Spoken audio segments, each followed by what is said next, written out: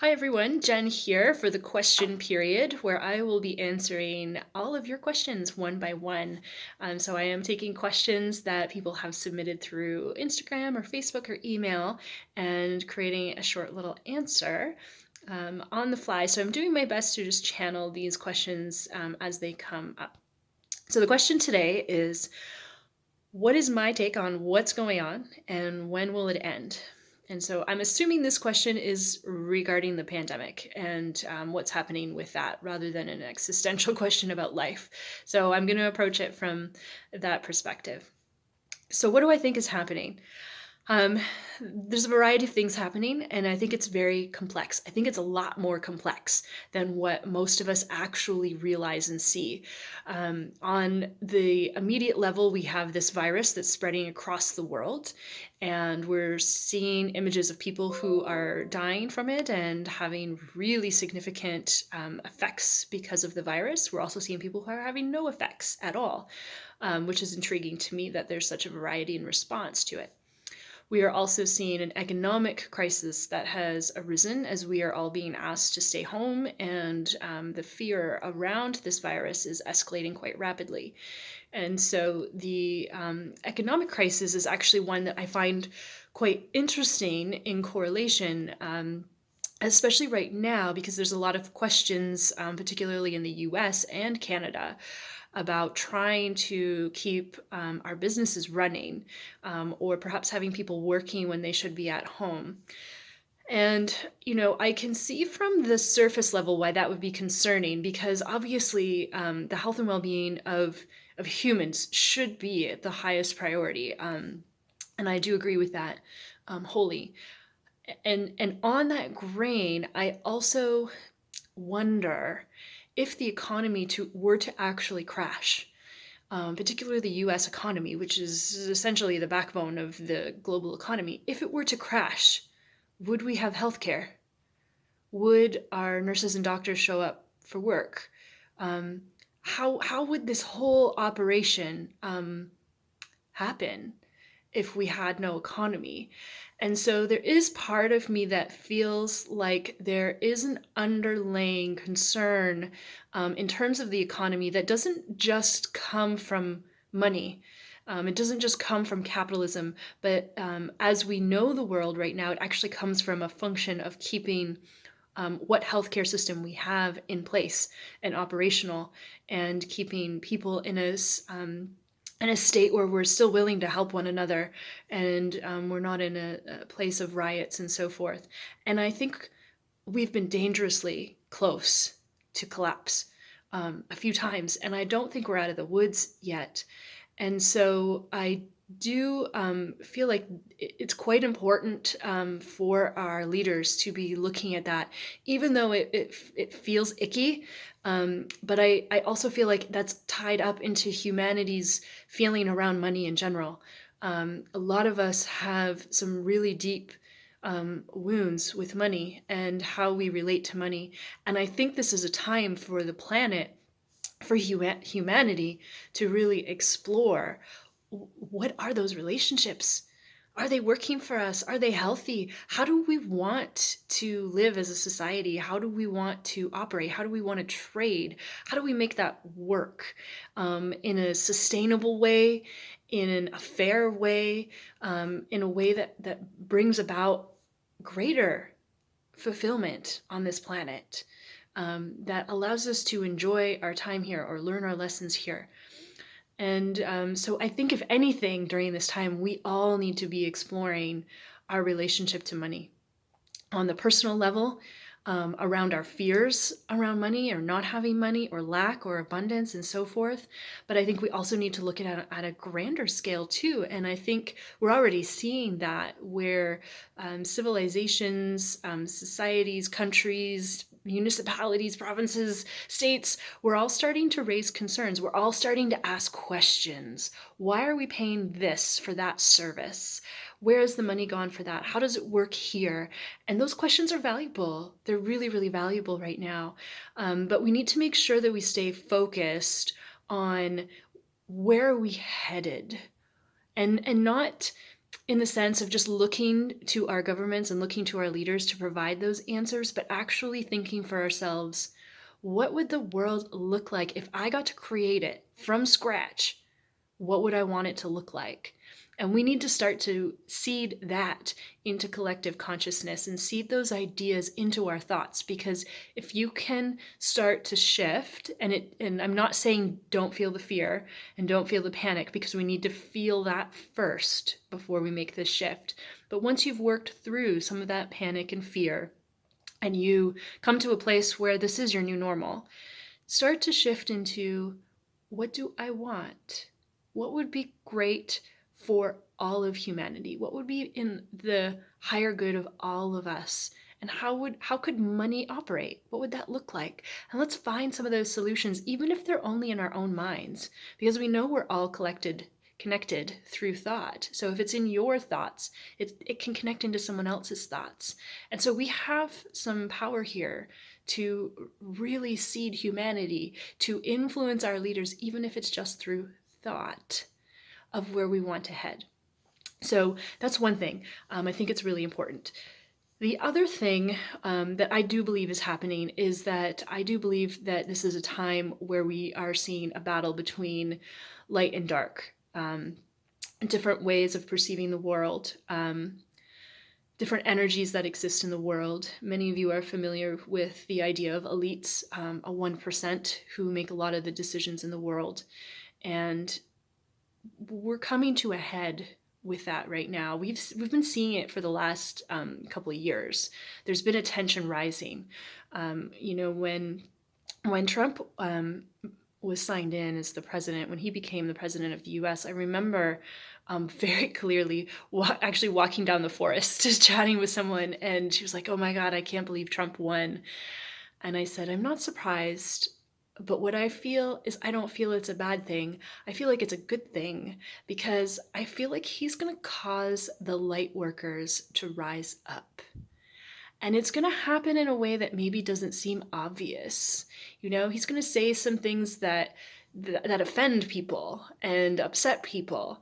And you wouldn't think that he's helping the light workers rise, but when we look at people who would identify themselves as empaths, intuitives, healers, so forth, most of us are pretty quiet.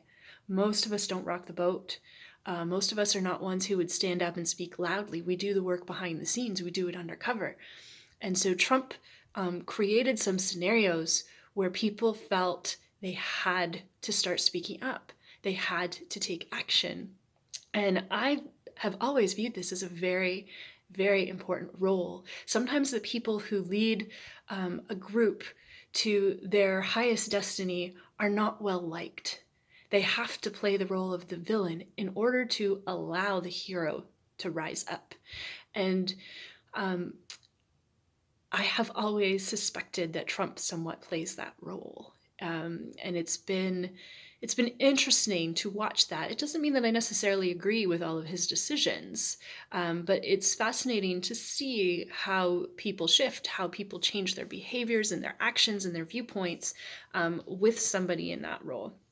And I think we're continuing to see that. I also find it interesting, some of the decisions he's made in the last little while, particularly, making a decision that it's no longer legal, or it's illegal, I guess you should say, to hoard some of the PPE that is needed, and to put in legislation to ensure that there aren't commercial interests that are disrupting the market and preventing that PPE to get out to the hospitals. He's done a lot of work around sex trafficking and other big concerns that haven't really made it into the media. So if you do some digging there, there's some interesting things happening in the U.S. And so I think this battle of light versus dark is happening during this time. I mean, there's a reason that we're all isolating and we're all at home. And so, I mean, there's times where I worry that perhaps it's not happening because it's a big hope that we all have, that this will be an opportunity for some of the corrupt systems to fall down, for some of the systems that just weren't working anymore because humanity has evolved so much, because our children have evolved so much, that they have an opportunity to now evolve or start fresh. And so there's a lot of hope behind that. And so with that hope, there's also a little bit of fear of what if it doesn't happen? And so I think it's really, really, really important right now that we all take time to meditate, that we take time to do things that make us happy, that we dance, that we sing, that we laugh, and that we have those little freedoms, even though we're quarantined in our homes, that we take those little freedoms because it is that energy that supports the light. And if this battle is truly happening, as I feel it is, the light needs all the help that it can get. And I know in my own personal experiences working in the other energetic realms, I've had moments where I've come up against the darkness and I didn't think I could do it. I didn't think I would walk through. And the moments where I did, it was because I could feel the people in my life supporting me. I could feel their energy. And I think we really need to support those who are working towards humanity's highest interests. We need to give them all the energy that we have, so that we make it through this, so that it happens. So it's not a hope, but it becomes a reality. And the world that we all dream of has an opportunity to start rebuilding itself. And so the question becomes, how do we do that? Outside of dancing and everything else, and finding that joy in our lives, which is huge to fueling that, but also coming together in meditation like so many people are, because when we can coordinate our thoughts, when we can coordinate the light and energy that comes out of our body, we are more powerful than we know. And this whole light versus dark battle, it reminds me a lot of high school. Funny enough, when you're in high school and you have the popular kids or the cool kids, and everybody wants to be part of that group, but if you're not part of that group, you somewhat hate them, like you secretly hate these cool kids. And I remember being in high school, and I was one of those people that kind of liked everybody. I was, there was times where I could hang out with those kids. There was times I liked to hang out with the athletes, and I liked the drama club and everyone in between. So I got to see a little bit of all worlds, and it was the same in when I was working corporately. I always got to move between groups or levels or so forth. And so it's given me a unique perspective in life. And one of the things that I always thought when I was in high school is, these kids that we label as popular, we think they have all this extra power, but they only have that power because all of the other kids have given it to them, because they've labeled this group as being popular. And when we did that, we gave our power away. And we continue to model that in humanity, is that we allow certain groups with certain labels to have more power, but they only have more power if we believe they have more power, and we have all kinds of excuses to support that. But dig deep into it. We've given it to them, and we are so much more powerful than we give ourselves credit for. And it does not take as much as we think it does. It really doesn't. You can accomplish a lot in your home meditating, a lot. And so if you find yourself in a situation where you are not on the front lines and you are sitting in your home, wondering what to do, feeling like you're not contributing to the world, wondering what your purpose is, this is your purpose: to be the light, to be an anchor for the light. And you channel that light and you hold it, so that the people who are working on the front lines, the people who are battling the darkness, they have extra energy. They have extra sources to draw from. And you just let them drink. You just hold it on the planet.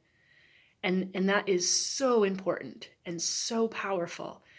And because it's not something that we remember anymore as a humanity, we don't give it value. But you know what? We didn't give value to a lot of the jobs that are extremely important right now. We didn't give value to the grocery workers. We didn't give value to the janitors before this. Now we do. So there's more coming. There's more coming. Now, in terms of how long is this going to last, I don't know. I really don't. I'm running with this theory right now. I'm kind of expecting something to happen on Easter. And it's funny because Trump came out saying Easter yesterday, I think it was, or a day, and he's getting laughed at. But I don't know. I have a feeling something's coming at Easter. I don't know that it will be the end of this per se. I don't know that we'll all be walking out of our homes. It's certainly a possibility that I see, but it's a hopeful one, probably not a realistic one based on the data we've been given at this time. But I'm looking for something to happen between Good Friday and Easter. I think in reality, in terms of businesses and so forth, getting back on track, I'm feeling right now midsummer, and that's my hope. It could be longer, I don't know. So like I said, the timelines feel like they're shifting up and down every day, and the energy that we're running is also shifting up and down every day. And so if I could remind you of anything, is just know that you may be only one person, but your energy feeds into the billions of people on this planet. And if you have a really strong energy, you can affect a lot of people. And so if we can find a way to find calm, to find laughter, to find joy, and to let that spread as much as we can, that will be a huge help in resolving this. I do, as a side note, I do feel like it's important right now for us to be in our homes and for us to be close to our families, if that's a possibility for us. If you're working, I know that you have a different role to play in all of this, and it's also a very important role. But know that we are all supporting you in that, and also, where possible, find that time to connect with your family, whether that's in person or virtually or whatever is possible for you. And for those of you who are supporting or missing family members who are on the front line, know that you can anchor that light and that love that you have for them in, just like we've talked about in the meditations, and you can allow them to feel that while they're working, and that will be really, really powerful for them. So if you haven't checked it out yet, I have put quite a few free meditations online that will assist you in bringing that light and calm into your space, into your home, into collective consciousness, and sharing that with not only people who are working on this, but also the light workers and the energies that are working behind the scenes. And I'm sure there'll be more questions about this as we move forward, but this is kind of where I'm at right now. It's a really long answer. So hopefully that answered the question. Obviously it's not clear because I can't give you a straight one. I don't have a direct line, I guess you could say, to all the parties who are involved in this, and I don't know that anybody really truly has the answers, but that's what I'm feeling right now. So I hope that helps, and know that we can all continue to chat about this and see where we head.